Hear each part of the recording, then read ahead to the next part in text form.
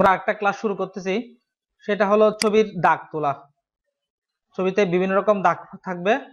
দেখেন ছবির সাইজ নিয়ে আলোচনাটা দেখেন। এখানে স্ট্যাম্প সাইজ ছবি 0.80 আর হাইটের মধ্যে 1 ইঞ্চি, রেজুলেশন 300 সবসময়, হ্যাঁ 300। পাসপোর্ট সাইজ 1.5 1.9 ইঞ্চি, সিরিয়াল সাইজ 3.5 আর 5 ইঞ্চি।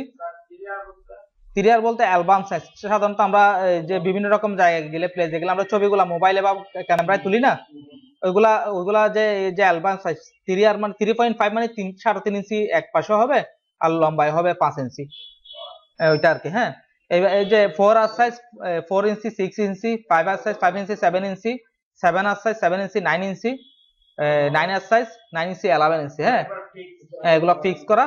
আবার নিজের ইচ্ছা অনুযায়ী চাইলে আমরা ছবিগুলা রেডি করতে পারি, কিন্তু এগুলো হলো সাইজ দেওয়া আছে কেন, আপনি যদি একটা ফ্রেমে নিতে চান তাহলে সাইজ ফলো করতে হবে।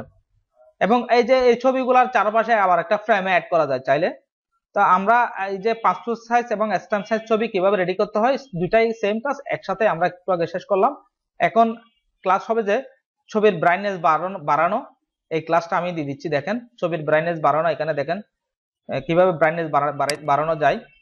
আমি কিছুক্ষণ আগে যে ছবিটা রেডি করলাম, এটা আমি ওপেন করছি, এটা ব্রাইটনেস আমি বাড়াচ্ছি।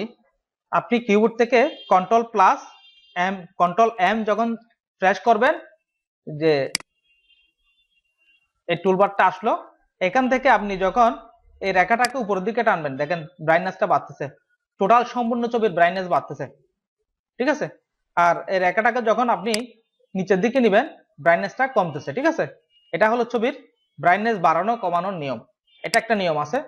এরপর দেখেন যে কন্ট্রোল এম সম্পূর্ণ ইমেজের ব্রাইটনেস বাড়ানোর জন্য।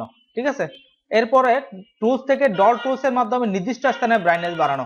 তার থেকে ব্রাইটনেস বাড়ানোর দুইটা পদ্ধতি আছে। আরেকটা পদ্ধতি আপনি দেখেন, টুলস থেকে ডট, এটা হলো টুলস বার, এটাকে বলা হয় ডট টুলস। হ্যাঁ, এখান থেকে আপনি নির্দিষ্ট স্থান বোঝাচ্ছে যে সম্পূর্ণ ছবির ব্রাইটনেস না বাড়ায় নির্দিষ্ট স্থানে বাড়াবেন। এখানে একটু আলো কম, এই জায়গায় একটু আলো কম, আপনি জাস্ট ওই যে টুলস থেকে ডট টুলসটা নিয়ে জাস্ট ক্লিক করলেন। দেখেন এই যে আমি ক্লিক করলাম, এই যে এই বৃত্তটাকে ছোট বড় করা যায়, রাইট ক্লিক করে ছোট বড় করা যায়, বুঝছেন? আপনার প্রয়োজন অনুযায়ী নিয়ে নেবেন আর কি। যেদিকে যেদিকে ধরেন আলো কম, সেখানে সেখানে একটা দুইটা ক্লিক করে দিলেন, তাহলে ওই যে ব্রাইটনেসটা কালার কম্বিনেশনটা কি হলো, অ্যাডজাস্ট হয়ে গেল। এরপর আসতেছে তাহলে ব্রাইটনেস বাড়ানোর নিয়ম, কমানোর নিয়ম একটু আগে দেখাইছিলাম না? কন্ট্রোল এম দেওয়ার পর যে রেখাটাকে নিচের দিকে নিলে ব্রাইটনেস কমবে, এটা তো সম্পূর্ণ ছবির ব্রাইটনেস কমতেছে। আমরা নির্দিষ্ট কিছু স্থানের ব্রাইটনেস কমাবো, সেক্ষেত্রে টুলস থেকে বার্ন টুলস দিয়ে অনেক সময় দেখা যাচ্ছে যে ছবি যখন আমরা মোবাইলে বা ক্যামেরায় নিব, তখন দেখা যাচ্ছে এক পাশে একটু অন্ধকার টাইপের বা এক পাশে একটু বেশি ব্রাইটনেস পড়ছে।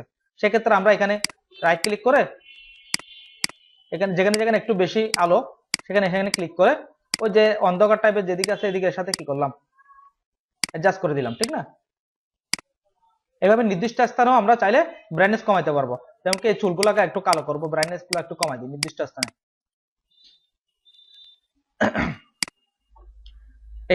এইটাই তাহলে ব্রাইটনেস কমানো বাড়ানোর কাজ এতটুকুই।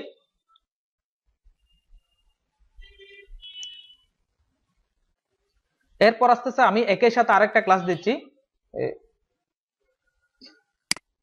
এটা সেভ করে ফেলি।